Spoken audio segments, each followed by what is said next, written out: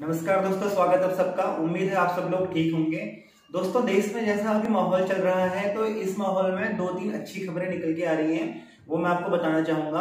पहला, आपने सुना होगा कि जो गन्ना किसान है उनके लिए अमित शाह जी ने एक पैकेज अनाउंस किया है, करोड़ों रुपए का पैकेज है और इसमें कहा जा रहा है कि वो डायरेक्ट किसानों के अकाउंट में ट्रांसफर किया जाएगा। तो कहीं ना कहीं गन्ना किसानों को राहत मिलेगी, इससे गन्ना किसानों के लिए अच्छी खबर है।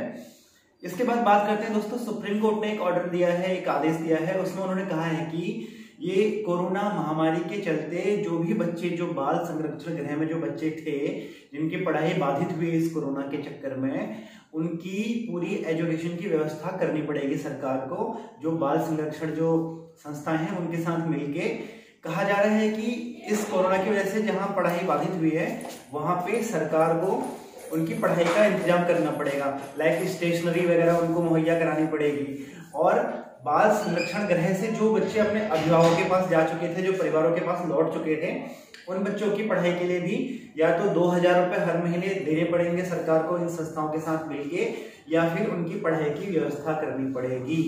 तो दोस्तों, आपको बता दूं, तकरीबन 2.5 लाख बच्चे थे इसमें। और कोरोना जब फैल गया था तो उसके बाद उसमें से तकरीबन 1.5 लाख बच्चे वापस अपने परिवारों को रिटर्न हो चुके थे और अभी इन संस्थाओं के पास तकरीबन लाख बच्चे रहे होंगे।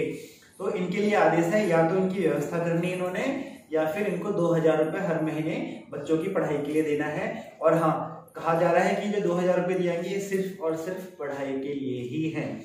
तो कहीं ना कहीं ये उन बच्चों के लिए अच्छा है जिनकी पढ़ाई बाधित हुई है इससे, और जो बाल संरक्षण गृह में रह रहे थे। ठीक है दोस्तों, दो अच्छी खबरें। इसके बाद तीसरी जो सबसे बड़ी खबर है, तीसरी सबसे बड़ी बात है, वो है वैक्सीन को लेके। कोविड-19 कोरोना वायरस की जो वैक्सीन है इसको लेकर के 3 बड़ी खबरें हैं, 3 अच्छी खबरें हैं और एक चिंताजनक बात भी है। तो अच्छी खबर क्या है दोस्तों, आपको बता दूं कि हमारी खुद की इंडिया की जो वैक्सीन, पहली वैक्सीन जो है उसके लिए क्लिनिकल ट्रायल की मंजूरी मिल चुकी है। जो ड्रग एसोसिएशन होती है, जो संस्था होती है, अथॉरिटी होती है, जो उन्होंने अथॉरिटी ने मंजूरी दे दी है। अब इस पे क्लिनिकल ट्रायल स्टार्ट हो चुके हैं। तो आपको बताऊं, जेनेवा एक कंपनी है जो बहुत अच्छी कंपनी है, इसके साथ मिलके इंडिया ये वैक्सीन बनाने जा रही है। और कहा जा रहा है कि इसकी जो टेक्नोलॉजी है वो होगी वही mRNA वाली टेक्नोलॉजी होगी, जिससे कि ऑलरेडी कोरोना वैक्सीन बन चुकी है कई देशों में और सफलतापूर्वक, मतलब सफल रही है।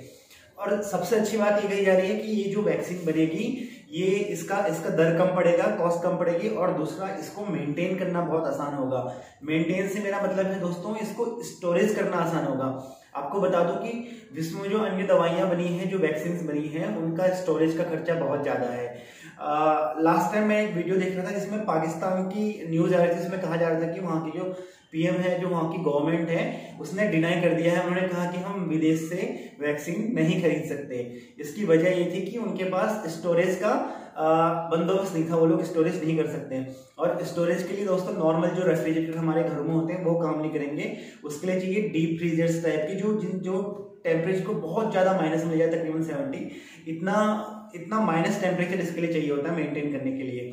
तो कहा जा रहा है कि जो वैक्सीन बना रहे हैं अभी, जो इंडिया बनाने जा रही है जेनेवा के साथ मिलके, इस वैक्सीन का मेंटेनेंस बहुत आसान होगा। इसको इतना ज्यादा माइनस टेम्परेचर में नहीं रखना पड़ेगा, इजीली इसको मेंटेन किया जा सकता है, जिसकी वजह से इसकी कॉस्ट भी कम पड़ेगी। दूसरी बात, जो मेंटेनेंस के लिए जो चीजें चाहिए होती है दोस्तों, गवर्नमेंट ने कहा कि हमने कूलर, रेफ्रिजरेटर, डीप फ्रीजर वगैरह सारे राज्यों में भिजवा दिए हैं, जितने की चाहिए होते हैं वो सब राज्यों के पास पहुंच चुके हैं। और तीसरी खबर कि टोटल 3 वैक्सीन है जो इंडिया डेवलप कर रहा है, और बाकी 3 वैक्सीन जो बाहर से आई है। टोटल 6 वैक्सीन अभी इंडिया में आ चुकी हैं, इंक्लूडिंग स्पुतनिक का आपने नाम सुना होगा दोस्तों, रशियन वैक्सीन है ये, जो कि रशिया में तो चल ही रही है, बट इंडिया में इसको डिस्ट्रीब्यूट करने से पहले इस पे भी क्लिनिकल ट्रायल चल रहा है। क्योंकि रशिया की है, इसका मतलब ये नहीं कि डायरेक्ट लगाना शुरू कर देंगे, अभी उस पर क्लिनिकल ट्रायल ये लोग भी कर रहे हैं। तो टोटल 6 हमारे पास वैक्सीन आ चुकी है इंडिया के पास, जिसपे क्लिनिकल ट्रायल चल रहे हैं, और उम्मीद की जा रही है कि बहुत जल्दी ये डिस्ट्रीब्यूशन स्टार्ट कर दिया जाएगा, बहुत जल्दी वैक्सीन लगना स्टार्ट हो जाएंगी। तो जो खौफ का माहौल कोरोना को लेके है वो धीरे धीरे कम हो रहा है, और दुआ करते हैं कि फटाफट इसका क्लिनिकल ट्रायल जो है वो फटाफट पास हो जाए और उसके बाद फिर वैक्सीन लगना शुरू हो जाए।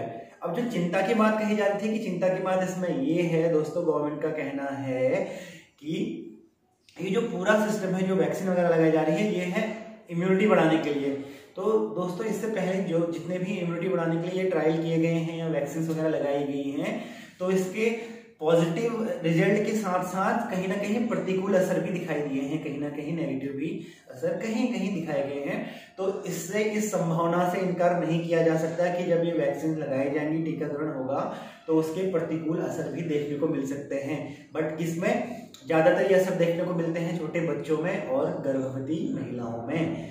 तो कहा जा रहा है कि गर्भवती महिलाओं और छोटे बच्चों में इसके कहीं कहीं प्रतिकूल असर भी देखने को मिल सकते हैं, क्योंकि यूके में जब ये वैक्सीन लगाना स्टार्ट हुआ था, जब ट्रायल चल रहे थे इसके, तो पहले दिन ही कुछ प्रतिकूल रिजल्ट मिले थे इनको।